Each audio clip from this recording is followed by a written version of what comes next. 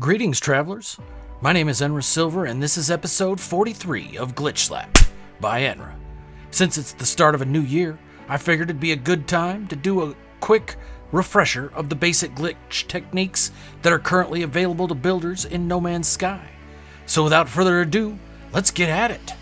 Starting things off will be the oldest existing glitch in No Man's Sky, the adjacency glitch. This glitch was the first one I ever learned. There are multiple variations of the adjacency glitch, and I'll get to all of them. One thing they all have in common is they use what I like to think of as a bait and switch approach. Simply put, you bait one piece and then switch to another piece as you build. To perform an adjacency glitch, simply pick a piece out of the menu, green state it, and then press cycle piece and build piece buttons simultaneously. On PS, these buttons are R2 and L2. I'll pop the buttons for PC and Xbox on screen now. If done right, you'll place the piece to the left of your chosen bait piece in the build menu. The new piece will come in centered where the first piece would have been. This can be done with any piece in the build menu. The only requirement is that your first piece has to be green stated. Now watch as I go through alloy flooring and stairs. Each one glitches in the piece to the left of it. Now watch when I reach the end of the flooring and stairs subset. Instead of moving onto the walls, doors, and windows subset, the half-ramp platform loops back to the start of the subset and glitches in the floor panel. Even though the adjacency glitch is an old one, it's still very useful. Some of the most common uses I have for it is to go from a light box to a light panel, and from a wall to a thin wall, and short wall to a small wall. Next, let's look at one of the most useful glitches in the game, the wire glitch. The wire glitch utilizes electrical connection points on pieces and wires. Now if you look at the connection point on this light panel, you'll notice it's made up of an outer circle and an inner lightning bolt. All connection points look this way, and these two pieces will give you all the information you need to know about exactly how the piece will orient when you wire glitch it onto the point. Now to perform a wire glitch, you simply pick the piece you're wanting to place out of the menu. Now hit the button to go into the wire menu. For me on PS it's triangle, but I'll post the Xbox and PC buttons on screen now. Once in the wire menu, move your cursor, now a wire tip, onto the connection point and press the wire menu and build piece buttons at the same time. This will cause the piece you selected to be glitched onto that point in a specific, repeatable orientation. The piece will also be centered on the connection point. Notice the floor panel isn't quite centered on the light floor.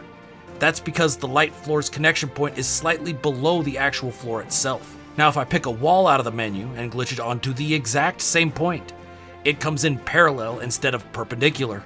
This is a repeatable orientation. In other words, every time you glitch a floor onto a connection point, it will come in oriented perpendicular to the circle on the connection point and with the top pointed towards the fat end of the lightning bolt. Every time you glitch a wall onto the connection point, it will come in oriented parallel to the circle on the connection point and with the top pointed towards the fat end of the lightning bolt. The next glitch we're going to look at is called the reverse wire glitch. To do this glitch, you need to green state any piece, then press wire menu and build piece at the same time. On PS, this is triangle and R2. I'll put the buttons for Xbox and PC on screen now. When done correctly, you will be left with a wire tip, centered exactly where the green stated piece was placed. Now, you have multiple options for what to do with that wire tip. If you move it over to a connection point and press wire menu and build again, you'll glitch the original piece you had onto that connection point. The difference between doing it this way and just plain wire glitching the piece onto the point is that when done this way, the piece will come in following the angle of the wire, but still with the same orientation in respect to the connection point. You'll notice the floor panel is now slightly slanted, since the wire pulled was very slightly slanted. This can be used to alter the orientation of glitched pieces. Notice what happens when I move around to another side of the light panel, reverse wire glitch, and then glitch the floor onto the connection point. Completely different orientation. One of the best uses for this glitch is to create connection points centered but independent of build pieces. A very common use is two regular floor panels, each with a connection point centered on them. Start by snapping a power door to one side of a floor. Delete the floor and green state it back in place, then reverse wire glitch.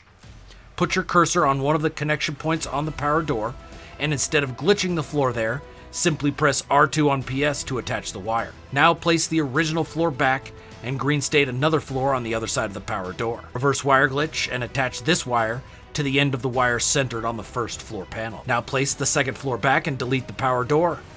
Notice the first slanted wire you placed is now gone. Anytime you delete a piece with a connection point on it, any wires attached to that point will be deleted too. This is why you have to attach the second wire before you delete the power door. Now you see that you have 2 connection points, each centered on their respective floor panels.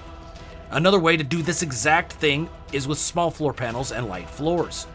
Simply green state a floor panel and adjacency to a small floor. Snap another small floor off one of the sides.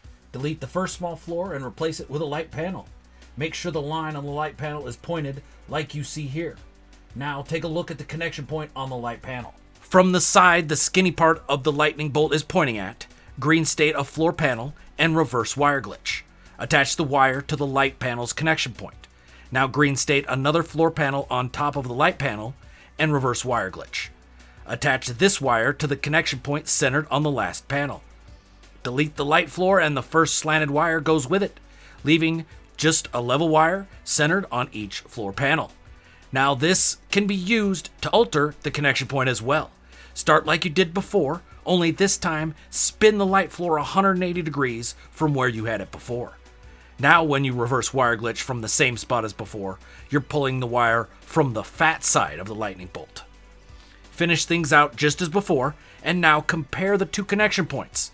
See how the one you just made has the lightning bolt inverted compared to the original point you made with the power door? This means that each piece you glitch onto this point will now orient opposite of how it did before.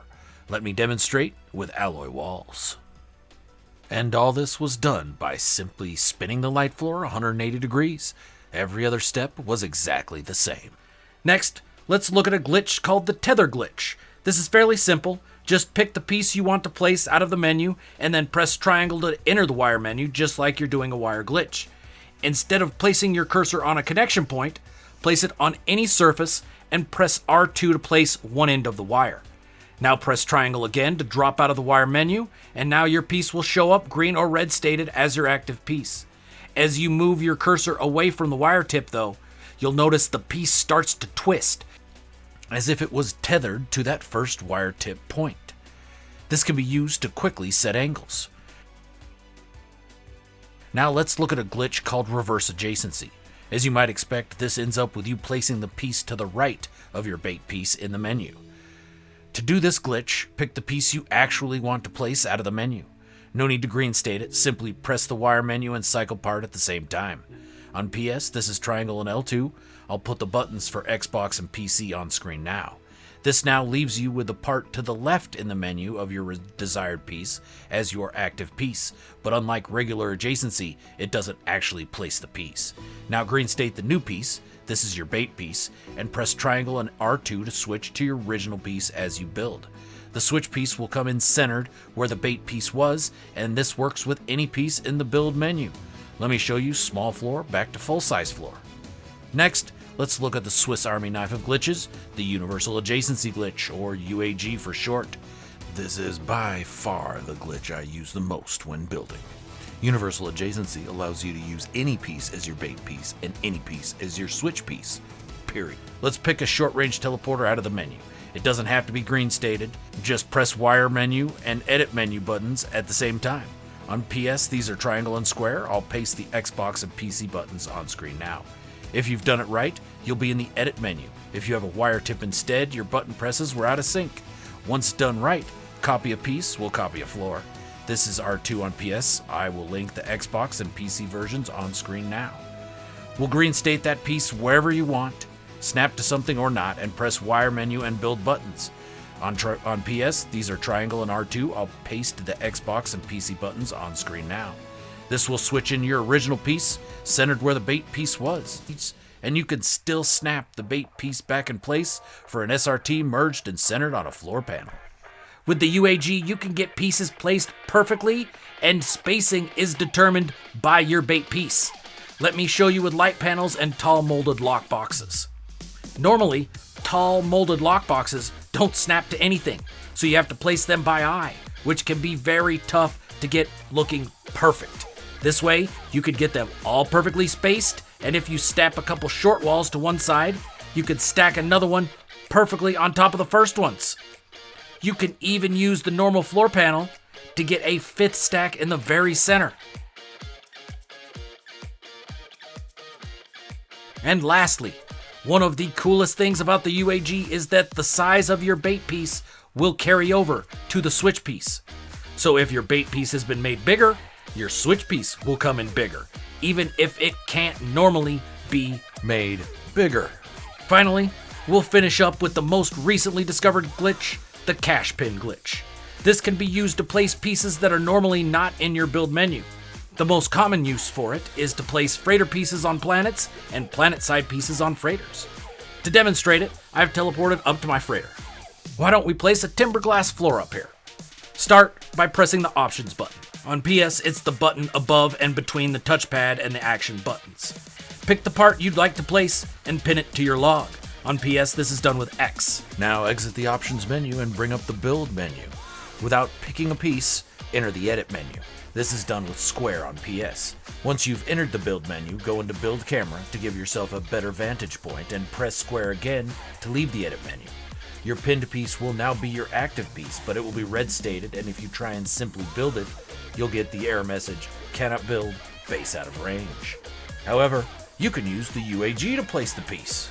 Press triangle and square, then copy a freighter corridor. Green state the freighter corridor, and then press triangle and R2 to switch to the timber glass floor, and voila! You've got a glass floor piece on your freighter. Now, unfortunately, you cannot copy and build this piece. Each piece has to be placed using the cash pin glitch. But it's still the best way to get basic build pieces on your freighter, as well as getting freighter rooms built on planets. And that's gonna do it for this episode of GlitchSlapped by Enra. Hopefully you learned something. If you did, please do the YouTube things so that more players can see this video and hopefully learn something as well. Stay tuned to my channel as I'll be dropping deep dive videos into each of the glitches over the next week or so. In these videos, I'll break down exactly why each glitch works, strengths and weaknesses of each glitch, and I'll show you some of my favorite ways to use each one. I'm Enra Silver, and until next time, may the glitch gods smile on all your endeavors.